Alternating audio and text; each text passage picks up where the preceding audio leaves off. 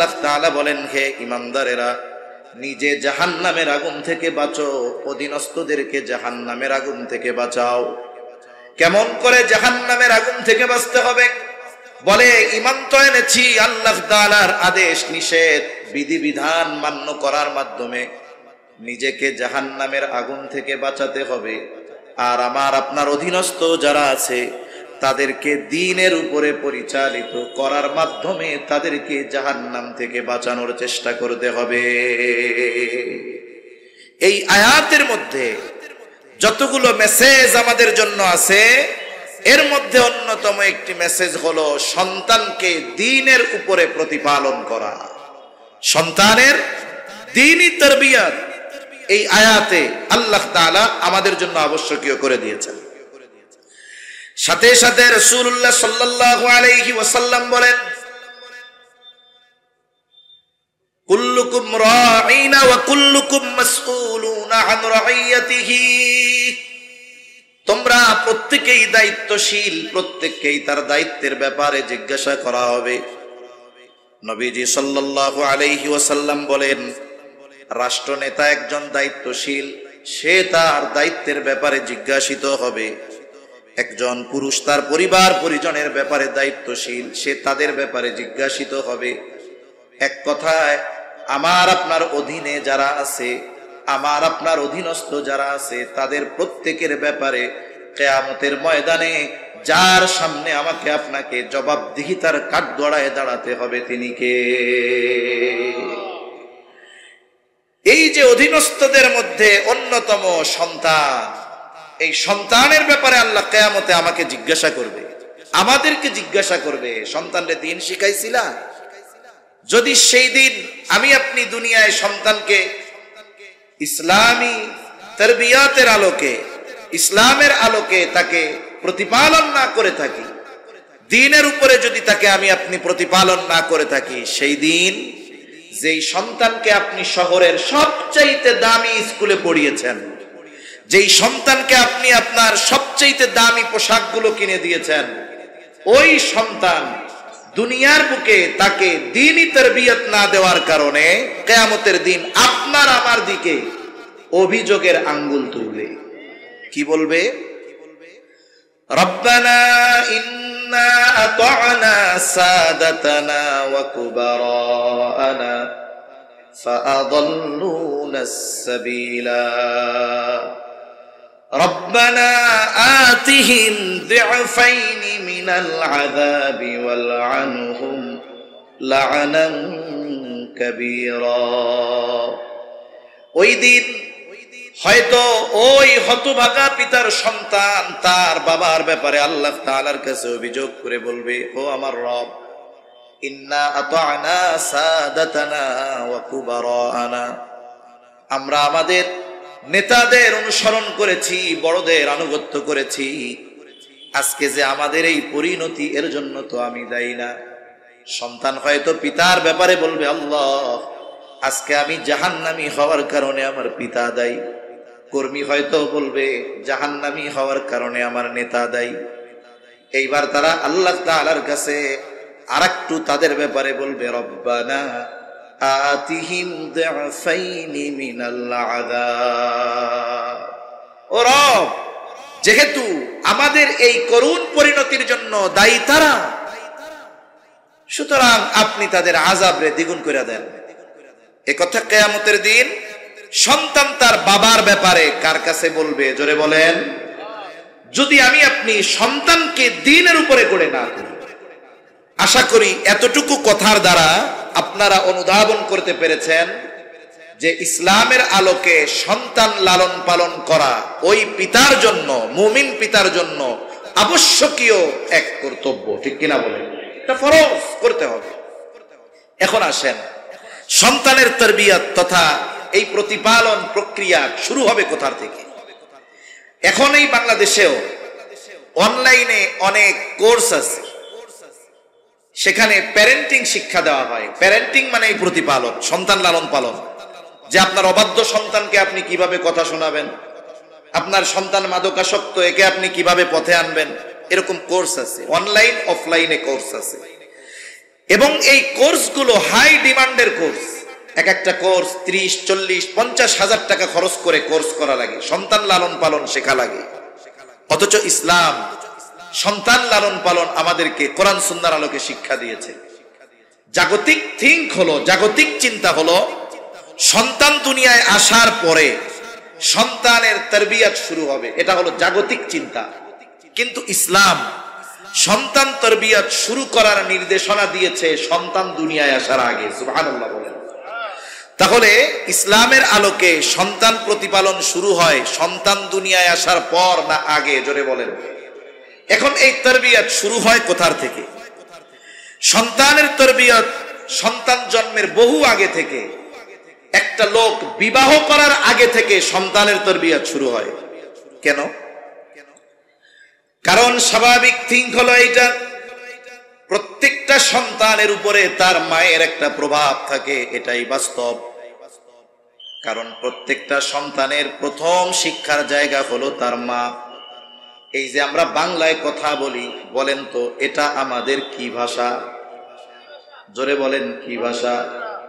এখন বাচ্চারে কি শুধু তার মা কথা শিখাইছে নাকি? আমরাও তো শিখাইছি, ঠিক কিনা? পিতৃভাষা কেন বলে না? বলে সন্তান মূলত কথাগুলো শিখে তার মায়ের জবান থেকে, তার মার থেকে শুনে শুনে কথা শিখে।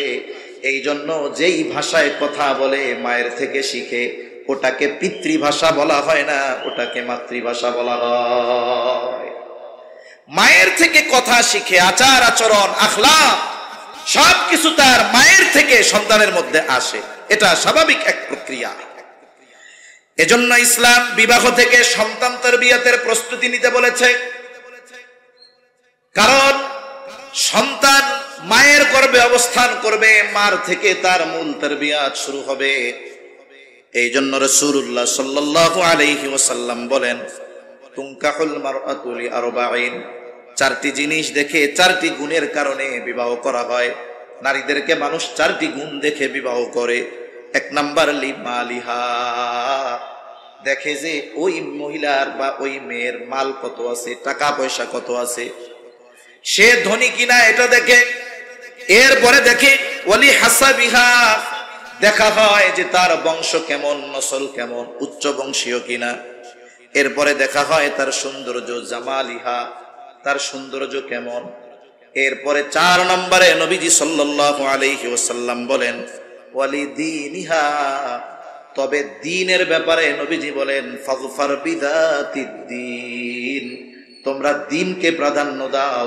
কারণ বাকি 3টা যদি কোনো নারীর মধ্যে থাকে, তার মধ্যে যদি দ্বীন না থাকে, তাহলে প্রকৃতপক্ষে উত্তম চরিত্রবান মহিলা সে হতে পারে না।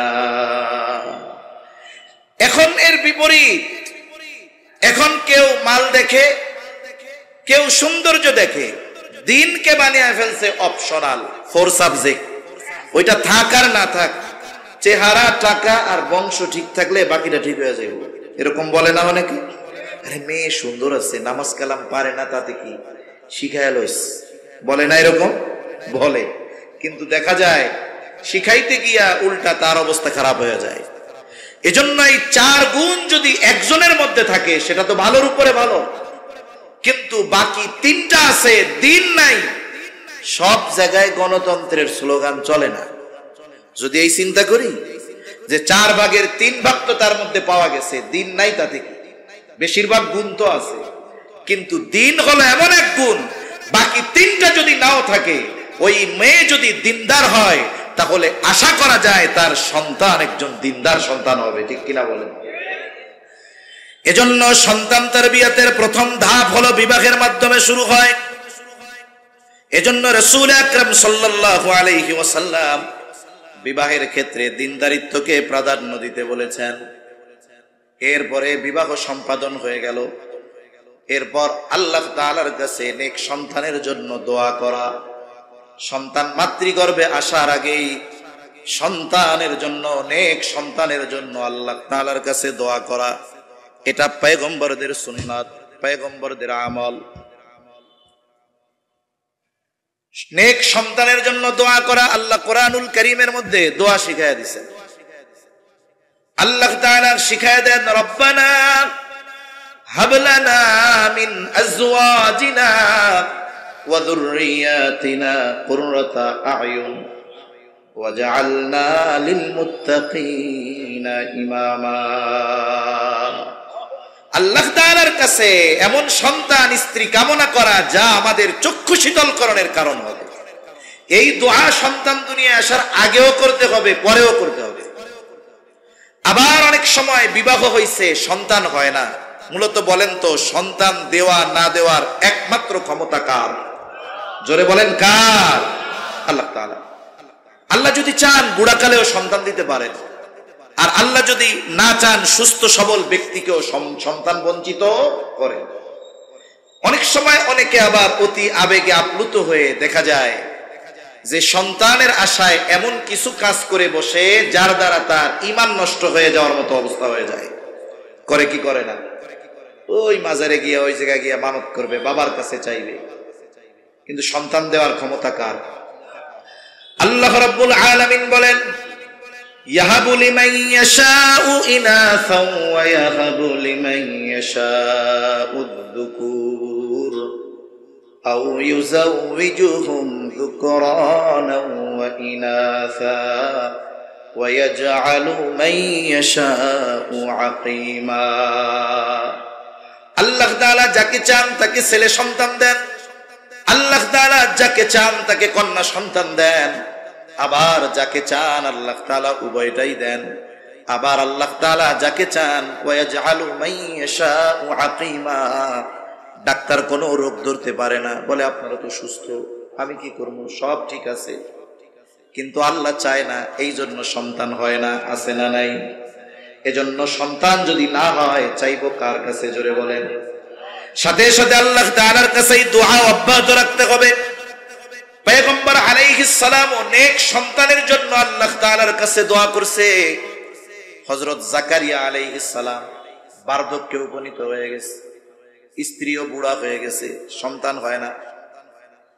ওনার কাছে যে মারিয়াম আলাইহিস সালামকে রেখে আসা হয়েছিল, ওনার জন্য বাইতুল মুকাদ্দাসে আলাদা কামরা আল্লাহ তাআলা এক নিদর্শন মারিয়াম আলাইহিস সালামের জন্য বিশ্ববাসীর কাছে প্রেরণ করবেন, এটা আল্লাহর ইচ্ছা ছিল। পিতাবিহীন গর্ভে সন্তান, গর্ভে যখন সন্তান আছে স্বাভাবিক ডাক্তার কি বলে, ভালো কিছু ভালো ভালো খাওয়াইবেন, বলে না এরকম? যে মা যখন খাবে এর থেকে গর্ভের বাচ্চা পুষ্টি লাভ করবে। এখন তো খাবার ভালো দরকার। মারিয়াম আলাইহিস সালামের গর্ভে সন্তান। জাকারিয়া আলাইহিস সালাম মারিয়াম আলাইহিস সালামের ঘরে যায়। যখনই যায় তখনই গিয়া দেখে হরেক রকমের ফলমূল, যেটা যেই সিজনে পাওয়া যায় না ওই সিজনে সেই ফল। শীতের ফল গরমে, গরমের ফল শীতে। এই দৃশ্য দেখার পর জাকারিয়া আলাইহিস সালামের অন্তরের মধ্যে একটা কথা আসলো, আহারে, যেই আল্লাহ গরমের ফল শীতের সময় খাওয়াইতে পারে, শীতের ফল গরমে খাওয়াতে পারে, সেই আল্লাহ আমাকেও বুড়া কালে সন্তান দিতে পারে। এখন ওনার মনের মধ্যে এই চিন্তা আসছে, ওই রুমের মধ্যে যাইয়া এই চিন্তা আসছে, ওই জায়গায় দোয়া করা শুরু করছে। আল্লাহ তাআলা সেই দোয়ার খবর জানায় দেন। হুনালিকা দাআ জাকারিয়া রাব্বাহ ক্বালা রাব্বি হাবলি মিন লাদুনকা যুররিয়াতান তাইয়্যিবাহ ইন্নাকা সামিউদ দুআ। ওই জায়গায় জাকারিয়া আলাইহিস সালাম রবের নিকটে দোয়া করে বলে, হে আমার রব, আমাকে আপনার নিকট হতে পবিত্র বংশধর দান করেন। তাহলে পবিত্র সন্তান, নেক সন্তান জাকারিয়া আলাইহিস সালাম যার কাছে চেয়েছেন তিনি কে?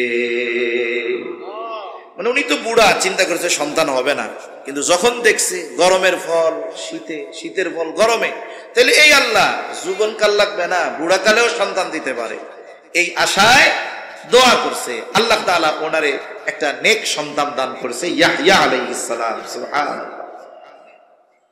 মুসলিম মিল্লাতের পিতা ইব্রাহিম আলাইহিস সালাম দোয়া করছে, বুড়া কাল, 90 এর কোটায় বয়স, কোন কোন তাফসিরে আসছে 86 বছর বয়সে আল্লাহ ওনারে সন্তান দিছে। কি দোয়া করছে? রব্বি হাবলি মিনাস সালিহিন। আয় আল্লাহ, আপনি আমার একটা নেককার সন্তান দান করেন। মুফাসসিরিনে কেরাম বলেন, আল্লাহ তাআলার কাছে ছেলে সন্তান কামনা করা এটা ইব্রাহিম আলাইহিস সালামের সুন্নাত। এখন আপনি চাইছেন ছেলে, আল্লাহ দিছে মেয়ে, মুখটারে পেশার মতো বানানো যাবে নাকি? জোরে বলেন, যাবে? কারণ আগেই বলছি, ছেলে হোক মেয়ে হোক, যিনি দেন তিনি কে? তার মানে আল্লাহর ফয়সালার ব্যাপারে আমি আপনি অসন্তুষ্ট। চাইছি ছেলে, দিছে মেয়ে, কারণ চাইছি কার কাছে? জোরে বলেন না, কার কাছে? এই আল্লাহর নাম নিতে কষ্ট হইতেছে? তাকবীর দেন, নারায়ে তাকবীর। বলো না, নারায়ে তাকবীর, নারায়ে তাকবীর। তাহলে আল্লাহর কাছেই তো ছেলে চাইছি, যে আল্লাহর কাছে ছেলে চাইছি সে আল্লাহই মেয়ে দিছে, তাহলে রাগ হওয়ার কোনো সুযোগ আছে? সুযোগ নেই। ইব্রাহিম আলাইহিস সালাম দোয়া করেছে, রব্বি হাবলি মিনাস সালিহিন, রব আমাকে একটা নেককার সন্তান দেন। আল্লাহ তাআলা জবাব দেন, ফাবাশশারনাহু বিগুলামিন হালিম, আমি তাকে একজন সহনশীল সন্তানের সুসংবাদ দিলাম। সুবহানাল্লাহ বলেন। বয়স কত তখন? ৮৬। আল্লাহ সন্তান দিছে একটা। এই সন্তানকে আল্লাহ বলছেন হালিম, আমি তাকে সহনশীল একটি সন্তান দান করলাম। এই সহনশীলতা এই সন্তানের মধ্যে ক্ষুদ্র বয়সে কতটুকু ছিল সেটাও আল্লাহ জানায় দেন। ফালাম্মা বালাগা মাআহু সা'য়া ক্বালা ইয়া বুনাইয়া ইন্নী আরা ফিল মানামি আন্নী আযবাহুকা ফানজুর মাযা তারা ক্বালা ইয়া আবাতি ফাআল মা তু'মার সাতাজিদুনি ইনশাআল্লাহু মিনাস সাবিরিন। ইব্রাহিম আলাইহিস সালামের সন্তান ইসমাঈল আলাইহিস সালাম যখন পিতার সাথে চলার মতো বয়স হয়েছে, বিভিন্ন কাজে বাবারে সহযোগিতা করতে পারে। একটা বাচ্চা যখন একেবারে সদ্য ভূমিষ্ঠ দুধের শিশু হয়, দুধের শিশু বলে, এর প্রতি যতটুকু মায়া, বাচ্চাটার যখন ২-৩ বছর বয়স হয়ে যায়, সাথে সাথে চলে, গাড়ির উপরে চলে, কোলে নিয়ে চলা যায়, একটু পর পর খালি আব্বু আব্বু করে বলে। ওই দুগ্ধপোষ্য শিশুর চাইতে হাত ধরে চলে, আব্বু আব্বু ডাকে। এই ধরনের সন্তানদের প্রতি মায়া মোহাব্বত বেশি হয় না কম হয়? সন্তান যখন চলতে পারে সাথে, এইরকম এক বয়স আল্লাহ তাআলা ওই যে বলছে আপনারে তো হালিম এক সন্তান দিছি, এটা কেমন হালিম এবার এটার পরীক্ষা দেখেন, আপনারে সহ পরীক্ষা নিতেছে।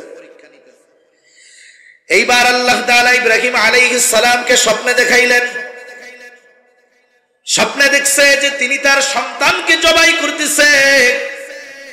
সন্তানের কাছে আইসা ইব্রাহিম আলাইহিস সালাম বলতেছে, ইয়া বুনাইয়া ইন্নী আরা ফিল মানাম, হে আমার বৎস, আমি স্বপ্নের মধ্যে দেখলাম, আন্নী আযবাহুকা, যে আমি তোমারে জবাই করতেছি।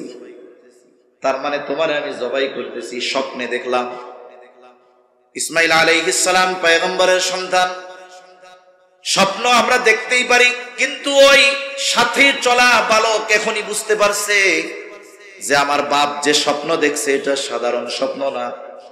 কারণ নবীদের স্বপ্ন হলো ওহী, নবীদের স্বপ্ন হলো আল্লাহ তাআলার পক্ষ থেকে প্রত্যাদেশ। ছেলেও বুঝতে পারছে এটা নিছক কোনো স্বপ্ন নয়, বরং আমাকে জবাই করার আদেশ যিনি দিয়েছেন তিনি কে? ইব্রাহিম আলাইহিস সালাম বলতেছে, আমি তো স্বপ্নে দেখছি তোমারে জবাই করতেছি, ফানজুর মাযা তারা, এখন তুমি এই ব্যাপারে কি বলো, তোমার মতটা কি, তোমার সিদ্ধান্তটা কি? যদি বলতো যে আব্বা এই কাম কি কোনো বাপ ছেলের সাথে করে, এটা কি কোনো কাজ হইল? যদি বলতো, বলেন তো ইব্রাহিম আলাইহিস সালাম, তাইলে বলতো নাকি যে তাইলে থাক, জবাই টবাই করার দরকার নাই? করতো? ইব্রাহিম আলাইহিস সালাম তো তার সিদ্ধান্ত অটল, কিন্তু সন্তানকে জিজ্ঞাসা করে সন্তানের মনোভাবটা তিনি একটু বুঝতে চান। আল্লাহ বলছে, সংবাদ দিছি, ফাবাশশারনাহু বিগুলামিন হালিম, সহনশীল এক সন্তানের সুসংবাদ আমি তাকে দিলাম। কেমন সহনশীল সন্তান? সহনশীলতা হলো এমন এক গুণ, অনেকগুলো গুণের সমন্বয় একটা গুণ। সন্তানও সহনশীল, জবাব দিয়ে দিল, ক্বালা ইয়া আবাতি ফাআল মা তু'মার সাতাজিদুনি ইনশাআল্লাহু মিনাস সাবিরিন। হে আমার পিতা, আপনি যেই ব্যাপারে আদিষ্ট হয়েছেন, যেই ব্যাপারে আপনি আল্লাহর পক্ষ থেকে নির্দেশনা প্রাপ্ত হয়েছেন, আপনি এটা করেন। ইয়া আবাতি ফাআল মা তু'মার, আপনাকে যা আদেশ করা হয়েছে আপনি সেটা করেন, আমারে জবাই করেন, টেনশন করেন না। সাতাজিদুনি ইনশাআল্লাহু মিনাস সাবিরিন, যে আপনি আমাকে ধৈর্যশীলদের অন্তর্ভুক্ত পাবে। এই যে এমন এক সন্তান, এটা ইব্রাহিম আলাইহিস সালামের দোয়ার ফসল। কিসের ফসল? জোরে কোন, জোরে জোরে, কিসের ফসল? দোয়ার ফসল। এই জায়গায় সন্তান আছে কাদের কাদের? একটু হাত উঁচা করেন। যাদের যাদের সন্তান আছে, ছেলে হোক আর মেয়ে হোক, আপনার সন্তান দুনিয়ায় আসার আগে আল্লাহর কাছে এই দোয়াটা করছেন, এরকম দুই একজন আছেন? মিথ্যা কথা কইেন না। আলহামদুলিল্লাহ, দুই তিনজন পাইছি, নামান হাত, মাশাআল্লাহ। তাহলে দেখুন, ইব্রাহিম আলাইহিস সালাম সন্তান দুনিয়ায় আসার আগে আল্লাহ তাআলার কাছে দোয়া করছে কি, যে আমার একটা নেককার সন্তান দেন। সন্তান দুনিয়ায় আসে নাই, কিন্তু এই দোয়া করাটাও সন্তান তরবিয়তের অন্যতম একটি গুরুত্বপূর্ণ অংশ, যার প্রমাণ আমরা পেয়েছি পয়গম্বর আলাইহিস সালামের থেকে, জাকারিয়া আলাইহিস সালাম থেকে, আমাদের মুসলিম মিল্লাতের পিতা ইব্রাহিম আলাইহিস সালাম থেকে। এজন্য সন্তানদের জন্য আমরা দোয়া করব। যাদের হয় নাই সেও দোয়া করবে, যাদের হইছে সন্তানের জন্য সেও দোয়া করবে। এই সন্তানের জন্য দোয়া করার শিক্ষা আল্লাহ দিয়েছেন। পয়গম্বর আলাইহিস সালাম আমাদেরকে সন্তানদের জন্য দোয়া করা শিখিয়েছেন। তাহলে তারবিয়াতের প্রথম অংশ কি? একজন নেককার মেয়েকে বিবাহ করা। 2 নাম্বার, সন্তান দুনিয়ায় আসে নাই, কিন্তু আগের থেকেই সন্তানের জন্য নেক দোয়া করতে থাকা, আল্লাহ তাআলার কাছে নেক সন্তান চাওয়া। এরপরে সন্তান দুনিয়ায় আসলো, আসার পরের তারবিয়াত কি? সন্তানের হুকুক সমূহ যেগুলো আছে, হকগুলো তো আদায় করবে, সাথে সাথে আরো তার জন্য কি করণীয় আছে। এটাকে আমরা 3 ভাগে ভাগ করব। অল্প সময়ের মধ্যে কথা শেষ করে দিতে হবে, কারণ সবাই উপস্থিত। প্রথম বিষয়টা হলো সন্তান তরবিয়তের মৌলিক যে বিষয়টা, সেটা হলো তাওহীদ ও ঈমানের ভিত্তি সুদৃঢ় করতে হবে। আমাদের যে সন্তানেরা দুনিয়া আসছে, শিশু মননে ঈমানের বীজ, তাওহীদের বীজ বপন করে দিতে হবে। আমি আপনি যদি অপেক্ষায় থাকি যে সন্তানের বয়স তো 3 বছর 4 বছর, ওইটা তো নাবালক, আল্লাহই তো ওর কোনো পাপ লেখে না, তাইলে আমরা এত বাড়াবাড়ি করে লাভ কি? 12 বছর হোক, এরপরে নামাজ শিখাবো না, এরপরে দিন শিখাবো না। যদি এই চিন্তা যদি কেউ করে সন্তানকে রেখে দেয়, তাহলে ওই কুমারের মতো হবে। কুমার যে হলো মাটি দিয়া জিনিসপত্র বানায়, আছে আপনাদের এদিকে? এই মাটিরে আগে নরম করে, কত প্রসেসিং করার পরে একটা চাকার মধ্যে, চাকার উপরে মাটিটাকে রেখে তার হাতের নৈপুণ্যতাকে কাজে লাগিয়ে মাটি দিয়ে কত সুন্দর সুন্দর জিনিস তৈরি করে, ঠিক কিনা বলেন? যে এই নৈপুণ্যতার অধিকারী নয়, তাকে যদি সুন্দর মাটি দেওয়া হয়, আমারে দিয়ে যদি কয় হুজুর এক গ্লাস বানায় দেন, আমার দ্বারা সম্ভব? কেন নয়? বলে ওই কাজ করার যোগ্যতা আমার মধ্যে নাই। কুমার যদি তার হাতের নৈপুণ্যতা প্রদর্শনের মাধ্যমে মাটির সুন্দর সুন্দর তৈজসপত্র বানাতে চায়, তবে মাটিটা নরম হতে হবে। ওই কুমার যত অভিজ্ঞতা সম্পন্ন হোক না কেন, যদি কুমারের সামনে শক্ত মাটি এনে দেওয়া হয়, সে যতই চেষ্টা প্রচেষ্টা করুক না কেন, তার যতই অভিজ্ঞতা থাকুক না কেন, ওই শক্ত মাটি দিয়া একটা গ্লাসও সে বানাতে পারবে না। কুমার ওই সময় কেন বানাতে পারে? বলে ওই সময় মাটিটা নরম থাকে। এই জন্য শিশুদের মনের অবস্থা ওই রকম, কাদার মতো। ছোটবেলায় যেই ছাসে তারে গড়বেন, বড় হওয়ার পরে ওটাই হবে। শিশুদের মন হলো পাথরের মতো, লেখার ক্ষেত্রে, শেখানোর ক্ষেত্রে পাথরের মতো। পাথরে যেমন খোদাই করলে মুছে যায় না, শিশু মরণে যদি তাওহীদ আর ঈমানের বীজ বপন করে দেওয়া যায়, ওর সামনে যত ফিতনা আসুক না কেন ও কখনো বেঈমান হবে না। ঠিক কিনা বল?